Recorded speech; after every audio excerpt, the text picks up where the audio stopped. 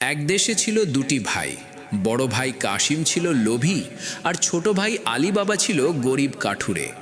প্রতিদিন সে জঙ্গলে কাঠ কাটত, আর সেই দিয়েই সংসার চলত। একদিন বিকেলে আলী বাবা জঙ্গলে কাঠ কাটতে কাটতে দেখল দূরে ধুলো উঠছে। লুকিয়ে দেখল 40 জন সশস্ত্র ডাকাত ঘোড়া নিয়ে একটা বড় পাহাড়ের সামনে এসে থামল। তাদের নেতার সামনে দাঁড়িয়ে চিৎকার করে বলল, খুল যা সিমসিম। সঙ্গে সঙ্গে বিশাল পাথরের দরজা খুলে গেল। ডাকাতরা গুহার ভেতরে ঢুকে গেল। আলী বাবা শিউরে উঠলেও কৌতূহল সামলাতে পারল না। ডাকাতরা বের হওয়ার পর সে সামনে এসে ধীরে বলল, খুল যা সিমসিম। অদ্ভুতভাবে দরজা খুলে গেল। ভেতরে ঢুকে সে দেখল পাহাড়ের মতো সোনা, রত্ন, হীরা, মানিক। সে ভয় পেলেও কিছুটা সোনা নিয়ে বাড়ি ফিরল।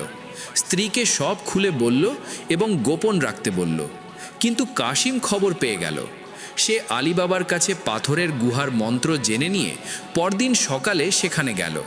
সে খুল যা সিমসিম বলে ভেতরে ঢুকল, কিন্তু বের হবার সময় উত্তেজনায় মন্ত্র ভুলে গেল।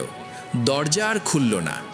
ডাকাতরা ফিরে এসে কাশিমকে দেখে বুঝল কেউ তাদের গোপন জায়গা চুরি করতে এসেছে।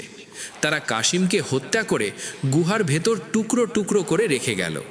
আলী বাবা পরদিন গিয়ে ভাইকে খুঁজে না পেয়ে বুঝল কি হয়েছে। সে চুপচাপ কাশিমের দেহ নিয়ে এলো এবং গোপনে দাফন করল। কিন্তু ডাকাতরা জানত যে কাশিম একা আসেনি। তারা আলী বাবাকে খুঁজতে লাগলো। একদিন ডাকাত দলের এক লোক আলী বাবার বাড়ি খুঁজে পেল। তারা একে একে ঘরে ঢোকার পরিকল্পনা করল।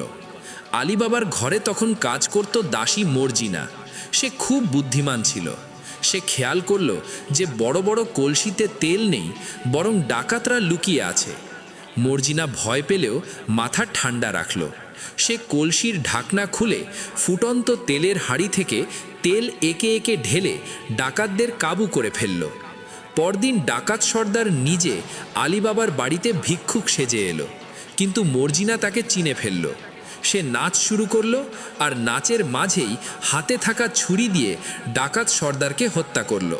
আলী বাবা পুরো ঘটনা দেখে হতবাক হয়ে গেল। মর্জিনা সব কিছু আলী বাবাকে খুলে বলল। আলী বাবা তাকে সাহস আর বুদ্ধির জন্য নিজের মেয়ের মতো মানলেন। ডাকাতরা সবাই মারা যাওয়ায় আলী বাবা নিরাপদ হয়ে গেল।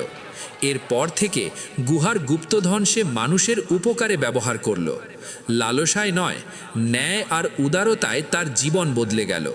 শেষ কথা, আলী বাবা ও 40 চোর শুধু রোমাঞ্চের গল্প না, এটি শেখায় লোভ মানুষকে ধ্বংস করে, আর সাহস আর বুদ্ধি মানুষকে রক্ষা করে।